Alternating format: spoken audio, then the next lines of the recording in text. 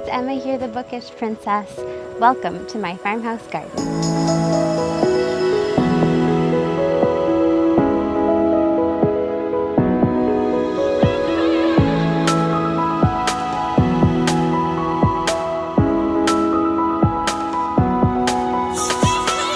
Now, I've posted some garden updates throughout the spring and summer, so I had to do another because it feels like things are just about at their peak. Everything is growing like mad and blossoming and blooming, and it's so beautiful.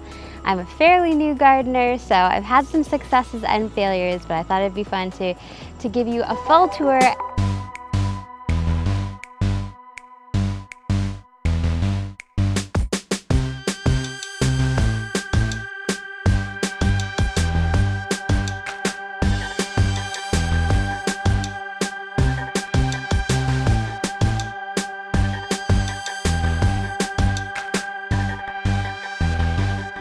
Now, the showpiece of my garden, I would say, has to be this sunflower forest. I did put on my sunflower dress today in honor of it. It just has turned out so beautifully. Last summer, I planted a sort of little flock of sunflowers right in this area. I only had a couple, but I saved one of the flowers, and I also bought a couple new packets, and I sowed them at the end of May. A little earlier than I did last year because the ground has to be warm. Most of these were sown directly into the ground. I did have a handful that I had sowed in the house a little earlier. Those just didn't seem quite as strong and sturdy. It really does seem like a forest. Like, the trunks are just so sturdy and so straight, and they are all so happy. I do have some dwarf sunflowers around the edges. You can't even see them. This is kind of like a half circular bed. And then I also had some sort of reddish sunflowers. This one is the most spectacular. He seeded himself from last year's crop of sunflowers, and so did this guy right here. Although this one I accidentally mowed, and so he came up as 3 stalks, which is just so inspiring. Plants, know how to take the rough mowings of life. You don't let it bother you. If you get cut down, you just spring up even more prolific than you were before. So yes, these guys did get the prime real estate. This, I would say, is the sunniest part of the garden. We are facing west into the setting sun right now, so they get sun for most of the day. Also in this area, there's this cute little white fence here, and along that I planted my morning glories. Let's take a look.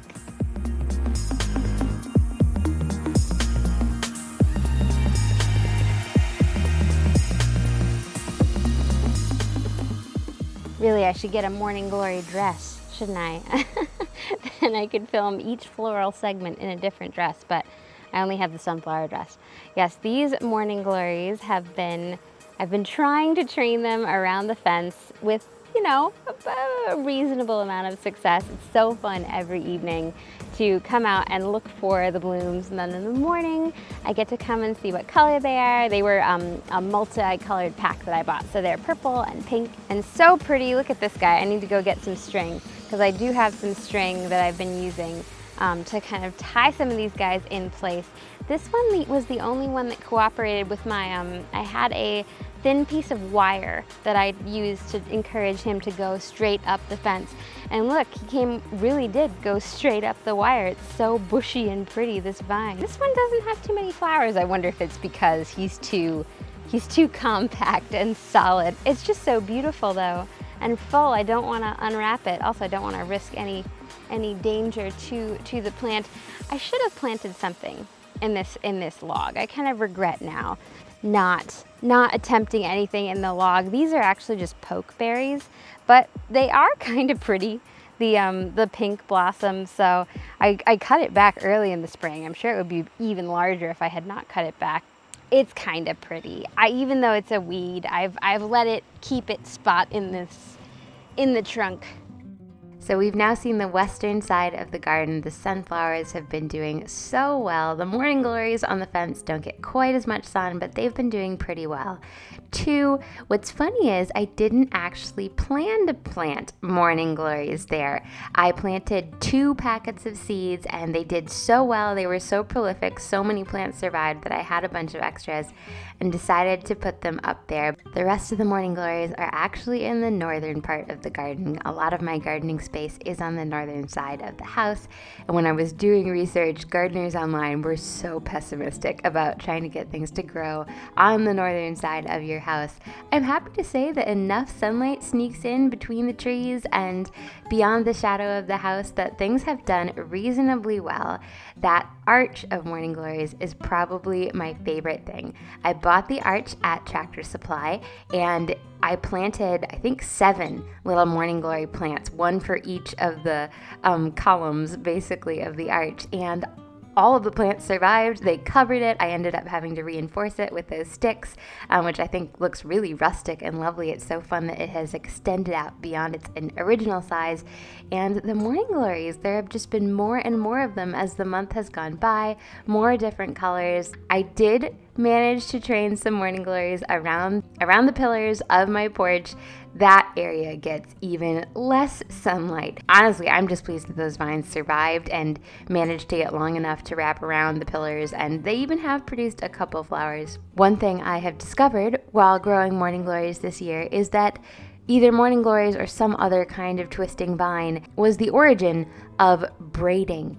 Vines taught humans how to braid. I wasn't there, but I know it happened. It has been so crazy to see how the morning glories will just wrap around anything, twine themselves into these intricate knots and intricate patterns, and then I carefully unwind them and try to train them in the direction I want them to go. But it's actually really restful and a really fun pastime. I don't find my gardening to be a chore at all. I find it to be just a really relaxing part of the day that I look forward to, going around, seeing how everyone's doing, pulling up some weeds, making sure everybody has enough water. It's just a delight. Over here we have my raised bed, which when I was doing research online, I just somehow thought, I need a raised bed. I don't know if the soil is any good. The soil is very rocky and very difficult to dig in, so I was like, I'll just get new soil. And I do think it's worked well. The bulbs that I planted in here certainly seem to have grown up beautifully, but I realized that actually the soil in this area isn't too bad, and I probably could have just sowed them in the ground. It just would have been a pain because getting all the rocks up takes so long. Now in this bed I had gladiolus and dahlias, also ranunculus and freesias. So it was a 2 out of 4. The dahlias and gladiolus have come up beautifully and they look so wonderful. I think these dahlias will probably continue for a long time. And I did plant the gladiolus in waves, so I think I've kind of come to the end of my first wave, but I should be having a second wave in the weeks to come. The dahlias grew up so strong and so beautifully, and the ranunculus were kind of shaded by them. And by the time I tried to go in and move them, the roots were too intertwined and I didn't want to risk interfering with the flowers, so I didn't move the ranunculus, and so they just died off underneath. You know, those freesias, I did have a bit of a problem with squirrels or birds digging up some of the bulbs, but I thought I caught them pretty quickly, and then they only dug up a couple bulbs. Like I think there are still freesia bulbs in here, and they just did not come up for some reason, but it certainly does look very full and lush. Right back here are my hydrangeas. They're not as happy. I think I should have planted them in more sun. Although 2 of them were planted last spring and last fall, and they did come up and give new green leaves, but no flowers. This guy was brand new. I planted him earlier this spring. I didn't think this corner was too shady, and these plants are not shade plants, so I need to rethink where to place them and probably move those guys another year. Obviously, have my hammock here. Every garden needs a hammock. You may have noticed there are a couple sunflowers on the northern side of the garden. I should have been more careful spacing them out when I initially planted the sunflowers, but when they were a couple feet tall, I just panicked and I felt like they were crowding each other, so I decided to thin them out. I took out like about 15 sunflower plants from the main bed on the western side and just planted them over kind of near my table and chairs. And you know what? They have survived. They definitely have not been as successful as their brothers over in the sunshine, but they have flowered and it's been really fun to have them there. Mostly, as you can tell, I'm about the flowers, but I do have a couple vegetables. I planted my kale in the ground. My basil and tomatoes are in that little kind of barrel. The basil has been doing so well. I've made pesto a couple times. The tomato plant has gotten big, but it only just now produced its first little tomato. It's been so much fun to watch the peppers because they have been getting bigger and bigger and have finally turned orange, so I'm very excited to pick that and cook with it. You may remember from my early summer garden tour that I bought these two planters that were very Animal Crossing style to me. And initially I just had some morning glories in them, but I ended up moving the morning glories and I bought these two magnificent plants. One was a mango lantana. I had a mango lantana earlier in this season, but it died when I was on vacation. So I just got myself a new one and I got this magnificent fuchsia. They look so beautiful and they've attracted butterflies. If you guys watch closely, you'll see a butterfly floating around in that clip.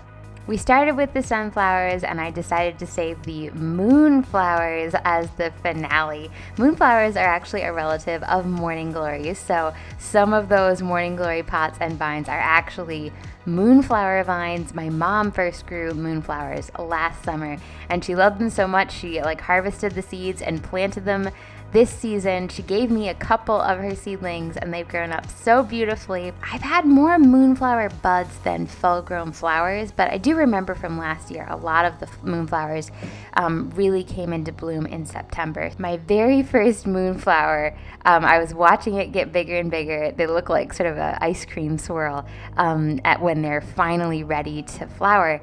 And it was getting later and later in the day. The moonflower had still not opened. I went out with a flashlight at midnight and it still hadn't really opened. I think some ants had gotten at it.